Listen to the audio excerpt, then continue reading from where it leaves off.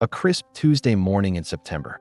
The world watched in horror as the deadliest terrorist attack in history unfolded. Nearly 3,000 lives gone. A world reshaped. Soviet Union versus USA. But the story doesn't begin in 2001. It begins decades earlier in the mountains of Afghanistan. The US funneled $3 billion to arm fighters against the Soviets. Among them, a young Saudi millionaire named Osama bin Laden. By 1988, the base, Al-Qaeda, was formed. Fueled by radical ideology and grievances over U.S. foreign policy, the Mujahideen, we armed, became the enemy we feared. Bin Laden's war was public. FAT was in 96 and 98. The 1993 WTC bombing, the embassy strikes in Africa, and the USS Cole. The signals were everywhere. Intelligence agencies were tracking them. Alex Station was watching. But the failure of imagination was real. The CIA knew hijackers were in the US, but the FBI wasn't told. While the agencies stayed silent, 19 men were blending into American society, practicing box cutter attacks and flight simulations.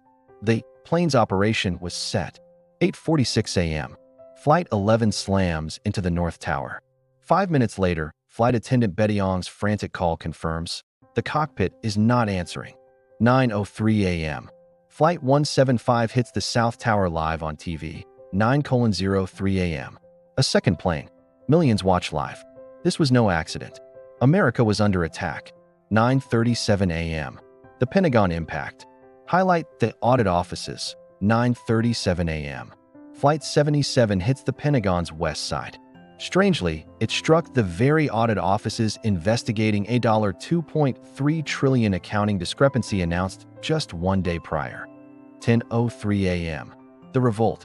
Flight 93 goes down in a Pennsylvania field. Todd Beamer's words "let us roll" echo as passengers prevent a strike on the Capitol. Slow motion collapse of the towers and WTC-7. At 9:59 a.m., the South Tower falls. At 10:28 a.m., the North Tower follows. And at 5:20 p.m., WTC-7, not hit by a plane, collapses in 7 seconds. The War on Terror began. Ground Zero burned for 99 days. The War on Terror began. But as the smoke cleared, questions emerged.